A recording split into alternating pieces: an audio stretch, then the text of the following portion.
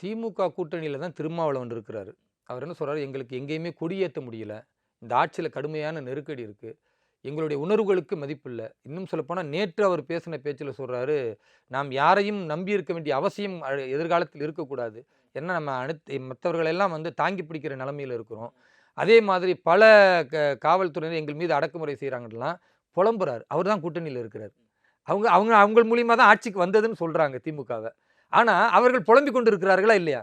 அதை ஏன் பேச மாட்டேங்கிறீங்க? ஐயா ஓபிஎஸ் பேசுறத பேசுற நீங்க, அந்த பக்கம் இருக்கிற பேச்சுக்கள ஏன் தவிர்த்து அப்படி ரொம்ப பக்குவமா போறீங்க? ஒரு கூட்டணி இருக்கிறது என்றால், கூட்டணி தலைவர்கள் சில நேரங்களில் சில விஷயங்கள் அவர்கள் எது ஆதங்கமோ அதை வெளிப்படுத்துவார்கள். அது இயல்பா சரி செய்ய முடியும் என்றால், நிச்சயமாக கூட்டணி தலைவர்கள் அதை முடிவு செய்து சரி செய்வார்கள். இது எல்லா கூட்டணிக்குமே பொருந்தும். அது ஏதோ என்டிஏ அலையன்ஸ்க்கு மட்டும் அந்த மாதிரி பேசுறாங்க.